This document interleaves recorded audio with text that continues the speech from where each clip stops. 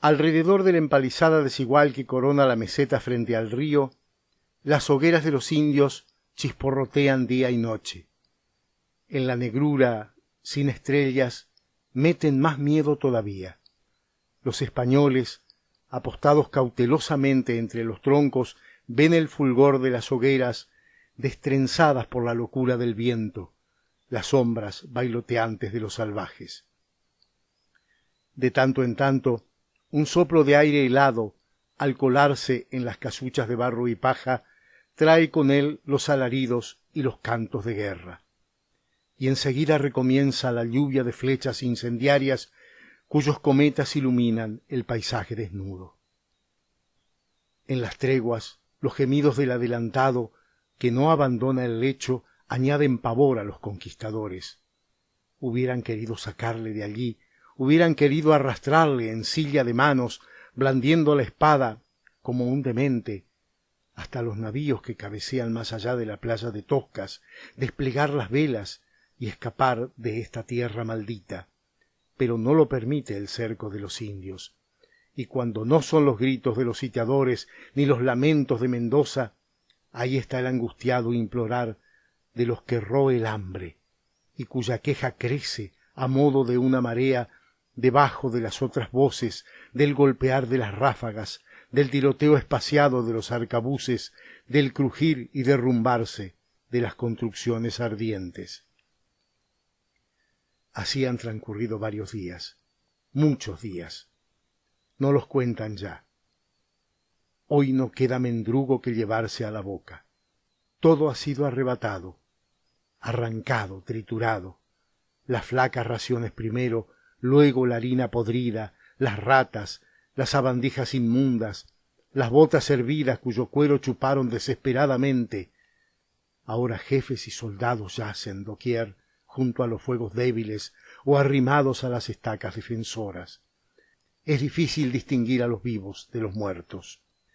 Don Pedro se niega a ver sus ojos hinchados y sus labios como higos secos, pero en el interior de su choza miserable y rica le acosa el fantasma de esas caras sin torsos que reptan sobre el lujo burlón de los muebles traídos de Guadix, se adhieren al gran tapiz con los emblemas de la Orden de Santiago, aparecen en las mesas, cerca del Erasmo y el Virgilio inútiles, entre la revuelta vajilla que, limpia de viandas, muestra en su tersura el Ave María heráldico del fundador. El enfermo se retuerce como endemoniado. Su diestra, en la que se enrosca el rosario de madera, se aferra a las borlas del lecho. Tira de ellas enfurecido, como si quisiera arrastrar el pabellón de Damasco y sepultarse bajo sus bordadas alegorías. Pero hasta allí le hubieran alcanzado los quejidos de la tropa. Hasta allí se hubiera deslizado la voz espectral de Osorio, al que hizo asesinar en la playa del Janeiro, y la de su hermano don Diego, ultimado por los querandíes el día de Corpus Christi, y las otras voces más distantes de las que condujo al saqueo de Roma cuando el Papa tuvo que refugiarse con sus cardenales en el castillo de Santo Ángelo. Y si no hubiera llegado aquel plañir atroz, de bocas sin lenguas, nunca hubiera logrado eludir la persecución de la carne corrupta, cuyo olor invade el aposento y es más fuerte que el de las medicinas. ¡Ay! No necesita asomarse a la ventana para recordar que allá afuera, en el centro mismo del Real, oscilan los cadáveres de los 3 españoles que mandó a la horca por haber hurtado un caballo y habérselo comido. Los imagina despedazados, pues sabe que otros compañeros les devoraron los muslos. ¿Cuándo regresará Yolas, virgen del buen aire? ¿Cuándo regresarán los que fueron al Brasil en pos de víveres? ¿Cuándo terminará este martirio y partirán hacia la comarca del metal y de las perlas? Se muerde los labios, pero de ellos brota un rugido que aterroriza, y su mirada turbia vuelve hacia los platos donde el pintado escudo del marqués de Santillana finge a su extravío una fruta roja y verde. Baitos, el ballestero, también imagina. Acurrucado en un rincón de su tienda, sobre el suelo duro, Piensa que el adelantado y sus capitanes se regalan con maravillosos festines, mientras él perece con las entrañas arañadas por el hambre. Su odio contra los jefes se torna entonces más frenético. Esa rabia le mantiene, le alimenta, le impide echarse a morir. Es un odio que nada justifica, pero que en su vida sin fervores obra como un estímulo violento. En Morón de la Frontera detestaba al señorío. Si vino a América fue porque creyó que aquí se harían ricos los caballeros y los villanos y no existirían diferencias. ¿Cómo se equivocó? España no envió a las Indias armada con tanta hidalguía como la que fondeó en el Río de la Plata. Todos se las daban de duques. En los puentes y en las cámaras departían como si estuvieran en palacios. Baitos les ha espiado con los ojos pequeños, entrecerrándolos bajo las cejas pobladas.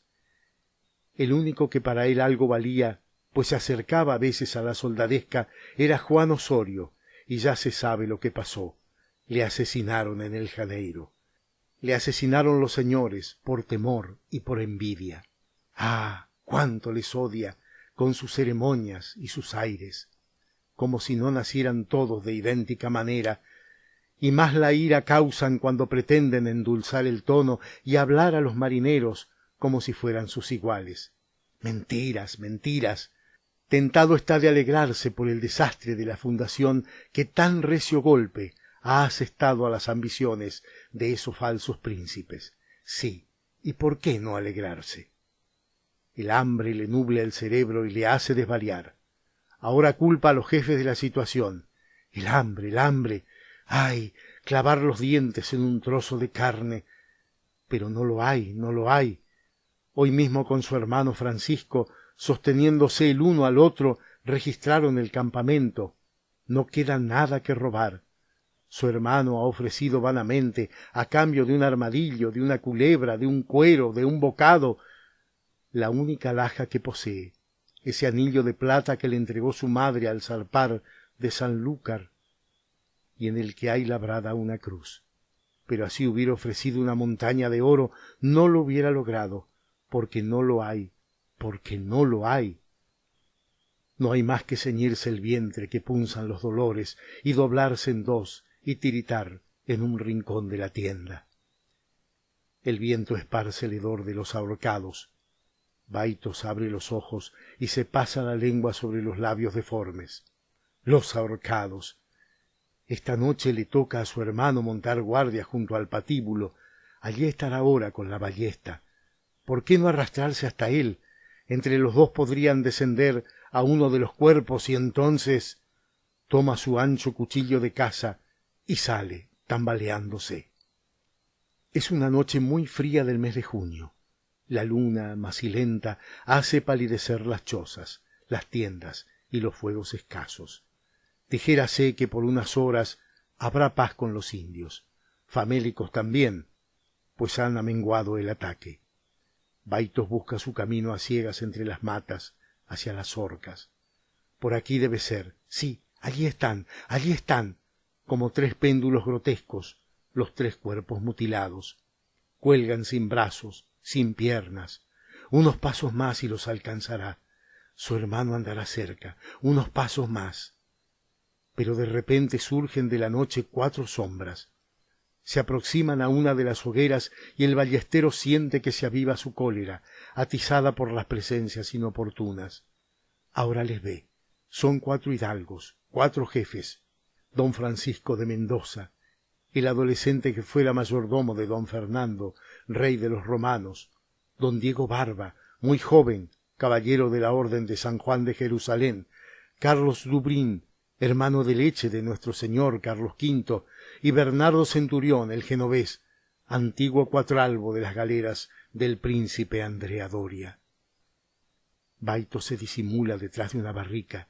Le irrita observar que ni aun en estos momentos en que la muerte asedia a todos, han perdido nada de su empaque y de su orgullo.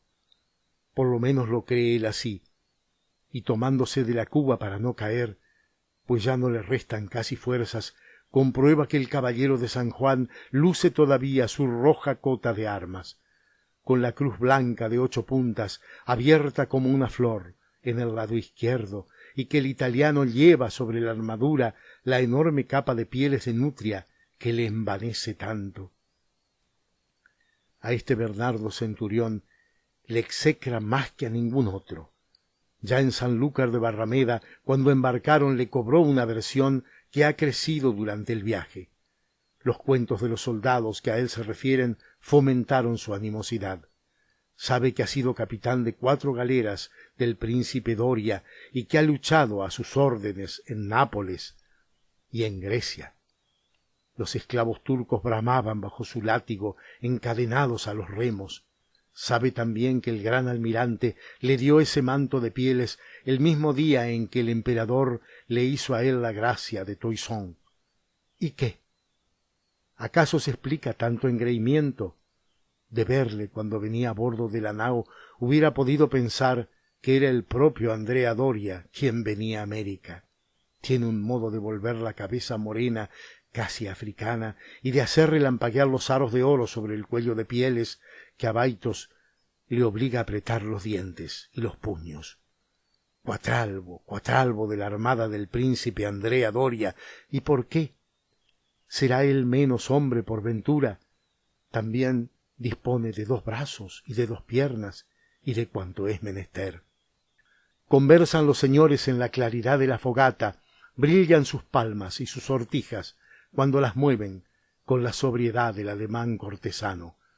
Brilla la cruz de Malta, brilla el encaje del mayordomo del rey de los romanos sobre el desgarrado jubón, y el manto de nutria se abre suntuoso cuando su dueño afirma las manos en las caderas.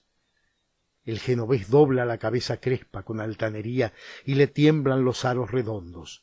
Detrás, los 3 cadáveres giran en los dedos del viento. El hambre y el odio ahogan el ballestero. Quiere gritar más, mas no lo consigue y cae silenciosamente desvanecido sobre la hierba rala. Cuando recobró el sentido, se había ocultado la luna y el fuego parpadeaba apenas, pronto a apagarse. Había callado el viento y se oían remotos los aullidos de la indiada. Se incorporó pesadamente y miró hacia las orcas. Casi no divisaba a los ajusticiados. Lo veía todo como arropado por la bruma leve. Alguien se movió, muy cerca. Retuvo la respiración y el manto de nutrias del capitán Doria se recortó, magnífico, a la luz roja de las brasas. Los otros ya no estaban allí. Nadie. Ni el mayordomo del rey, ni Carlos Dubrín, ni el caballero de San Juan. Nadie. Escudriñó en la oscuridad. Nadie. Ni su hermano, ni tan siquiera el señor don Rodrigo de Cepeda, que a esa hora solía andar de ronda con su libro de oraciones. Bernardo Centurión se interpone entre él y los cadáveres. Solo Bernardo Centurión, pues los centinelas están lejos, y a pocos metros se balancean los cuerpos desflecados.